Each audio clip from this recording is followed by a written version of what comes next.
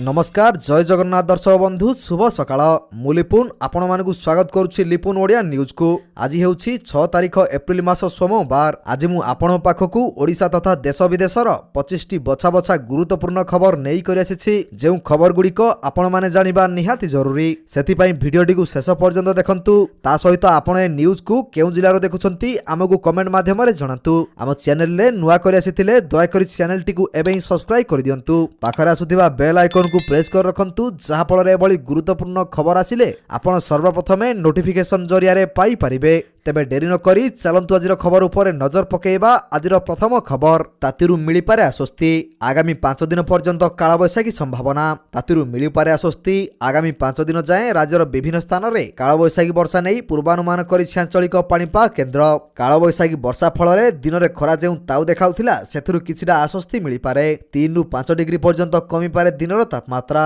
आसंदा काली ठारु ग्रीष्म प्रवाहर संभावना नथिबा पाणीपाग विभाग सूचना दैछि। सेहिपरि 7 और 8 तारिख कालबैशाखी प्रभाव अधिक रहिबो।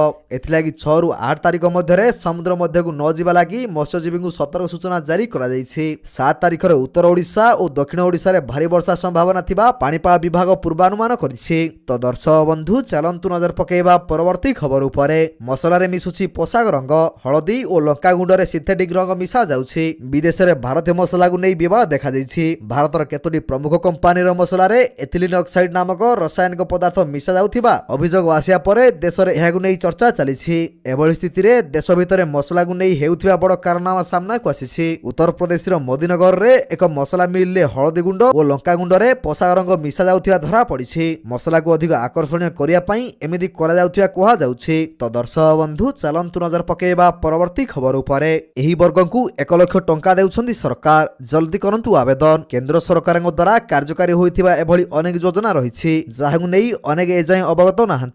एही योजना संबंधरे जानिले अनेक लाभ मिली पारिबो। तेबे सरकारक अनेक जनकल्याणकारी योजना मध्यरे गोटी हेउछि प्रधानमंत्री जनमन योजना। एही योजना रे प्रथम किस्ती रे लोकंकु पूरा 1 लाख टंका जोगाई दिया जिवो। एही किस्ती टंका रे आदिवासी वर्गर हिताधिकारी आवास योजना रे घर तयारी करि परिबे। केवल आदिवासी परिवार गुडीकु एही योजना रे प्रथम किस्ती रे 1 लाख टंका जोगाई दिया जाउछि। गत जनवरी मास 15 तारिख रे एही योजनार शुभारंभ करथिले प्रधानमंत्री। तेबे जदि आपण माने गोटे घर पाए पई चाहुछंती तेबे जनमन योजना रे आवेदन करंतु। आपण मानक मध्य निश्चित भाव एक घर मिली जिवो। तो दर्शक बंधु चलंतु नजर पकेइबा परवर्ती खबर उपरे। मोबाइल कॉलिंग रे आसुछि नुवा फीचर, ठकेरु बर्तिबे उपभोक्ता। मोबाइल कॉलिंग रे सरकार दिनकु दिन नुवा परिवर्तन आणुछंती। एबे भारतीय दूरसंचार नियामक कर्तृपक्ष ट्राई पक्षरु एक नूतन निष्पत्ति ग्रहण करा जायछि। एहाकु नै ट्राई तरफरु टेलिकम कंपनी गुडीकु अवगत करा जायछि। एही निष्पत्ति कार्यकारी हेले सबुठु बेसी लाभवान हेबे उपभोक्ता, कारण मोबाइल को कॉल आसिले नंबर सहित कॉल करुथिबा व्यक्ति नाम देखा जिवो।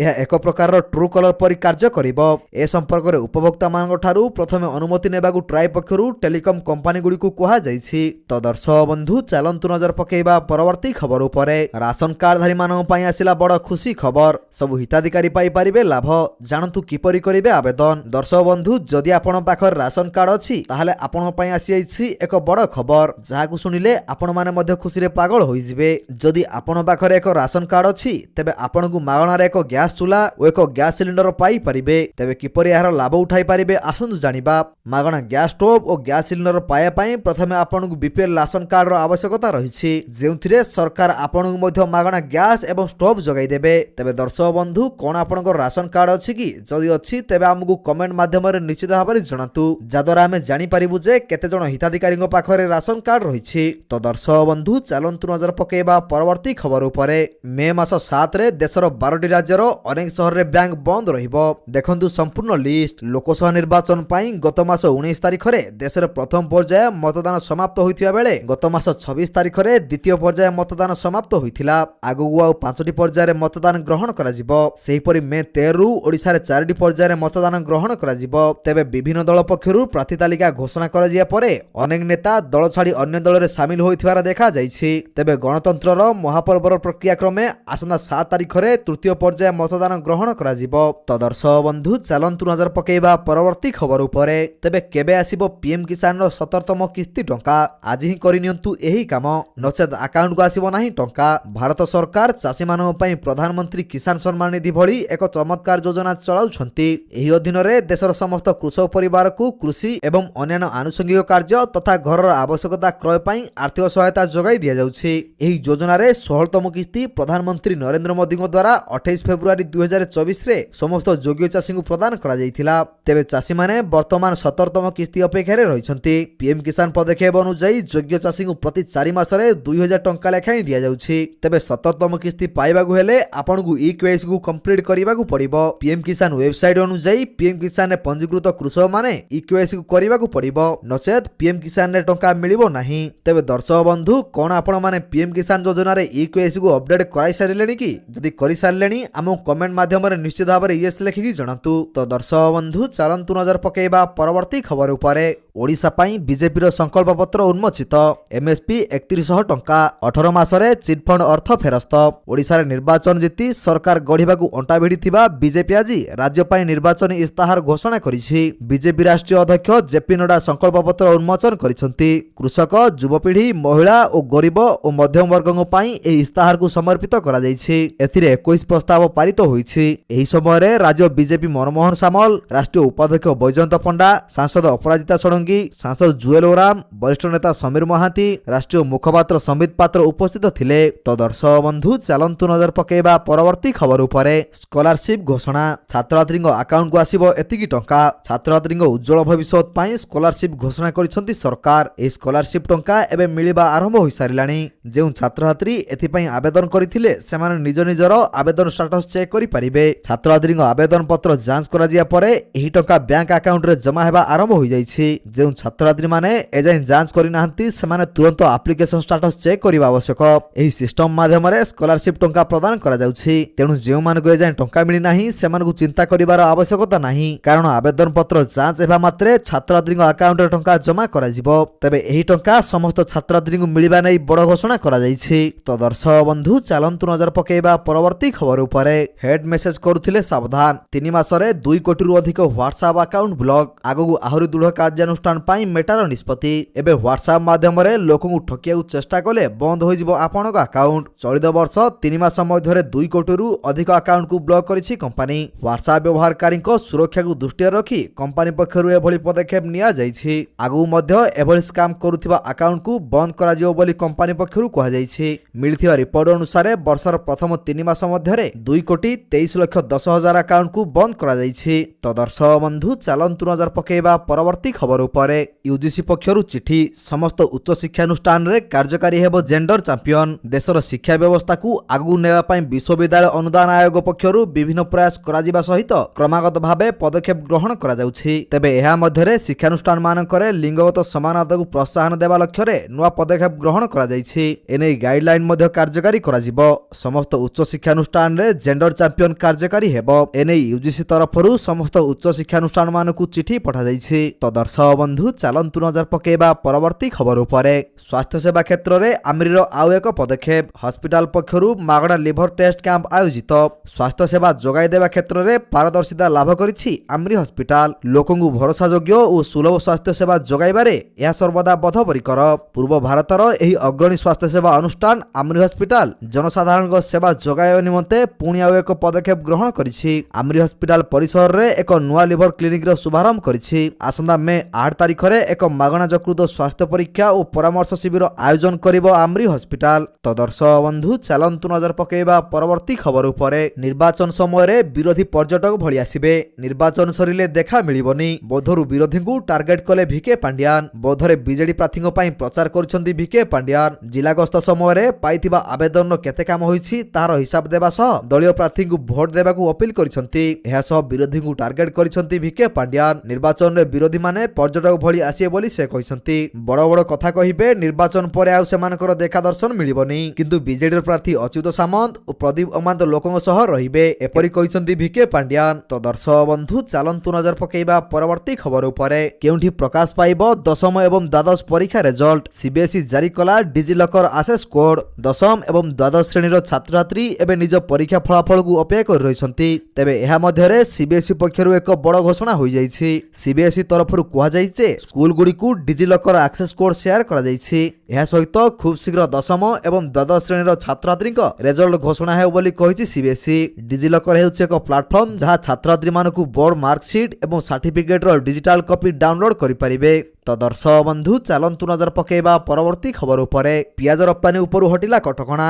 ଘରୋଇ ବଜାରରେ ପିଆଜ ଦର ବୃଦ୍ଧିରେ ଲଗାମ ଲଗାଇବା ପାଇଁ କେନ୍ଦ୍ର ପକ୍ଷରୁ ତତ୍ପରତା ପ୍ରକାଶ ପାଇଛି। ପୂର୍ବରୁ ପିଆଜ ରପ୍ତାନୀ ଉପରେ ସରକାର କଟକଣା ଜାରି କରିଥିବା ବେଳେ ବର୍ତ୍ତମାନ ଏହି କଟକଣା ପ୍ରତ୍ୟାହାର କରାଯାଇଛି। ମାତ୍ର ପିଆଜ ରପ୍ତାନୀ ଉପରେ ଶୁଳ୍କ ଲାଗୁ କରିବାକୁ ନିଷ୍ପତ୍ତି ନିଆଯାଇଛି। ଏନେଇ ଏକ ସରକାରୀ ବିବୃତ୍ତିରେ କୁହାଯାଇଛି ପିଆଜ ରପ୍ତାନୀ ଉପରେ ସରକାର 40% ରପ୍ତାନୀ ଶୁଳ୍କ ବଳବତ୍ତର ରଖିବାକୁ ନିଷ୍ପତ୍ତି ନେଇଛନ୍ତି। ତ ଦର୍ଶକ ବନ୍ଧୁ ଚାଲନ୍ତୁ ନଜର ପକାଇବା ପରବର୍ତ୍ତୀ ଖବର ଉପରେ। ବିଜେପି ଫୋକସରେ ଓଡ଼ିଶା। ଆସନ୍ତା 8 ତାରିଖରେ ରାଜନାଥ ଓ 12ରେ ଅମିତ ଶାହା ଆସିବେ। 10 ଓ 11 ତାରିଖରେ ପ୍ରଚାରର ମଙ୍ଗ ଧରିବେ ପ୍ରଧାନମନ୍ତ୍ରୀ ମୋଦି।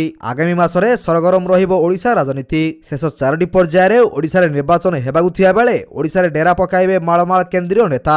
ଖାସ୍ କରି ବିଜେପିର କେନ୍ଦ୍ରୀୟ ନେତା ଏବେ ଓଡ଼ିଶା ଉପରେ ଫୋକସ କରିଛନ୍ତି। ତେବେ ଆସନ୍ତା 8 ତାରିଖରେ ପ୍ରତିରକ୍ଷା ମନ୍ତ୍ରୀ ରାଜନାଥ ସିଂ ପ୍ରଚାର ପାଇଁ ଓଡ଼ିଶା ଆସିବେ। ତ ଦର୍ଶକ ବନ୍ଧୁ ଚାଲନ୍ତୁ ନଜର ପକାଇବା ପରବର୍ତ୍ତୀ ଖବର ଉପରେ। ବଡ଼ଦାଣ୍ଡରେ ରଥ ନିର୍ମାଣ ଲାଗି ଜାଗା ଅଭାବ। ଏସି ସେଡ୍ ସାଜିବ ବାଧକ। କଲବଲ ହେବେ ବିଶ୍ୱକର୍ମା ଭୋଇ ସେବାୟତ।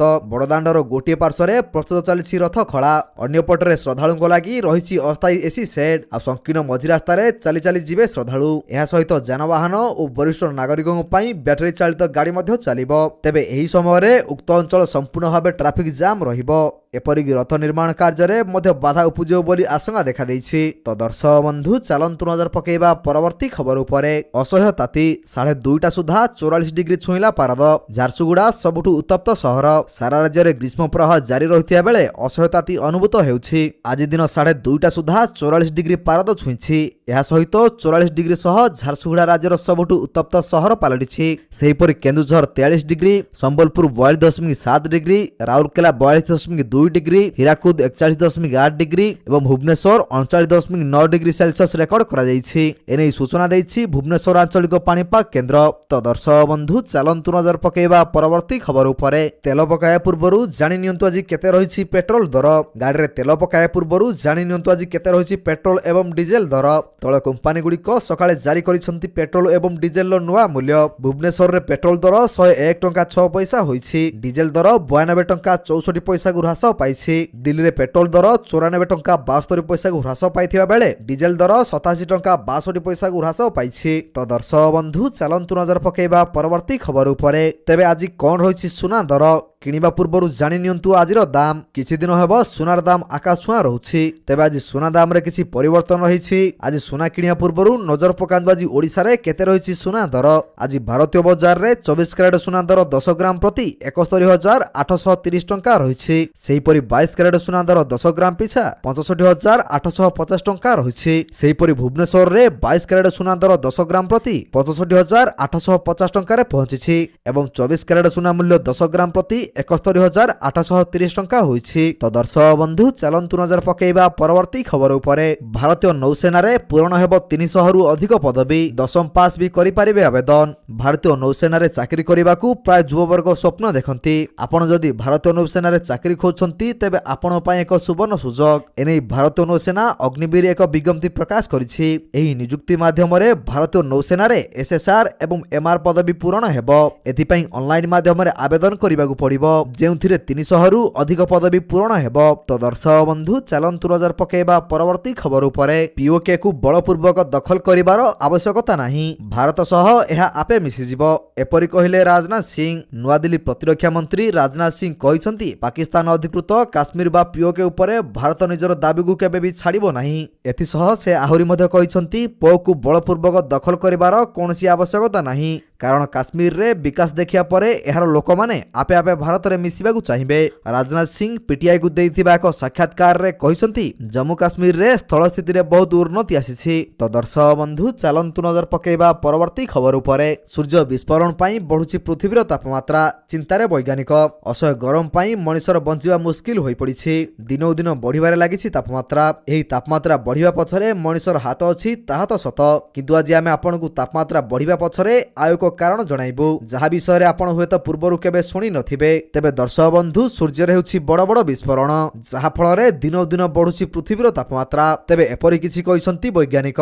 ତ ଦର୍ଶକ ବନ୍ଧୁ ଚାଲନ୍ତୁ ନଜର ପକେଇବା ପରବର୍ତ୍ତୀ ଖବର ଉପରେ। ସ୍ୱାସ୍ଥ୍ୟ ବୀମାଧାରୀଙ୍କ ପାଇଁ ବଡ଼ ଖବର, ମହଙ୍ଗା ହେବ ସ୍ୱାସ୍ଥ୍ୟ ବୀମା ପ୍ରିମିୟମ। ସ୍ୱାସ୍ଥ୍ୟ ବୀମାଧାରୀଙ୍କ ପାଇଁ ବଡ଼ ଖବର, ଆଗକୁ ହେବ ସ୍ୱାସ୍ଥ୍ୟ ବୀମା ପ୍ରିମିୟମ ବାବଦରେ ବୀମାଧାରୀଙ୍କୁ ଅଧିକ ଅର୍ଥ ଖର୍ଚ୍ଚ କରିବାକୁ ପଡ଼ିବ।